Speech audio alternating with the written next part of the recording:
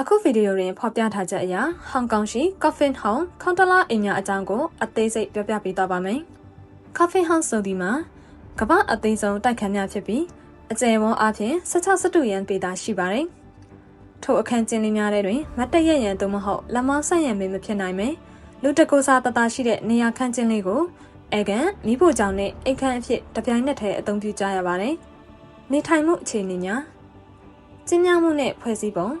ပုံမှန်တိုက်ခန်းများကိုတရားမဝင်ပြုပြင်မွမ်းမံပြီးအလွှာများအလိုက်အခန်းငယ်လေးများစွာခွဲထုတ်ထားခြင်းဖြစ်ပါတယ်။ချို့နေရာများတွင်အခန်းအမြင့်ကိုထပ်ဝက်လျှော့ချကာအလွှာနှစ်ခုခွဲထားသဖြင့်မျက်နှာကျက်အလွန်နှိမ့်ကမတ်တရက်၍မရပါဘူး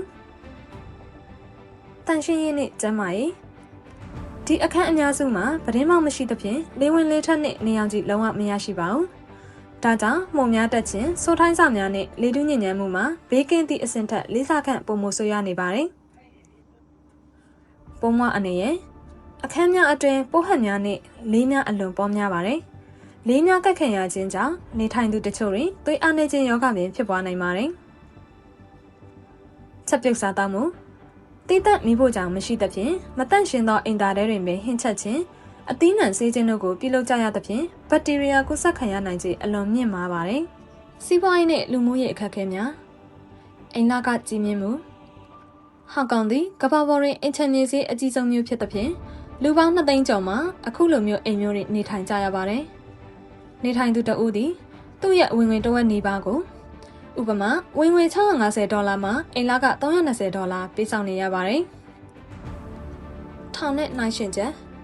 ဟောင်ကောင်ရှိထောင်ခန်းများမှာအကျယ်82 ရန်ပေတာရှိပြီးကိုပိုင်အိမ်သာပါရှိသဖြင့် Coffin House များထက်ပိုမိုကျယ်ဝန်းသည်ဟုဆိုနိုင်ပါတယ်။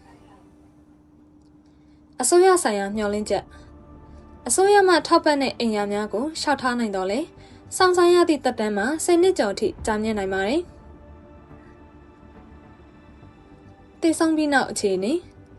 ဟောင်ကောင်တွင်အသက်ရှင်စဉ်နေထိုင်စရာရှားပါးရုံသာမကတည်ဆုံးပြီးနောက်မြေမြုပ်ရနေရာမှာလည်းအလွန်ဈေးကြီးပြီးရှားပါးလာပါတယ်။တင်ချိုင်းမြေနေရာတစ်ခုကိုဒေါ်လာ3 သိန်းကျော်အထိပေးရတတ်ပြီးအများပြည်သူဆိုင်ရာတင်ချိုင်းများတွင်လည်း6 နှစ်ပြည့်လျင်အလောင်းကိုပြန်ဖော်ကမိတကြိုရပါတယ်။အပြင်အယိုးပြများကိုဖနက်ဘူးကုန်ကန်သာရှိတဲ့အကန့်လေးများတွင်ထည့်သွင်းသိမ်းဆည်းကြရပါတယ်။အခုလိုမျိုး Coffin House များသည်ကမ္ဘာအချမ်းသာဆုံးမြို့ကြီးများထဲမှတစ်ခုဖြစ်သောဟောင်ကောင်ရဲ့ဆင်းရဲချမ်းသာကွာဟမှုနှင့်အိမ်ယာပြဿနာကိုမီးမောင်းထိုးပြနေတဲ့အချက်ပင်ဖြစ်ပါတယ်။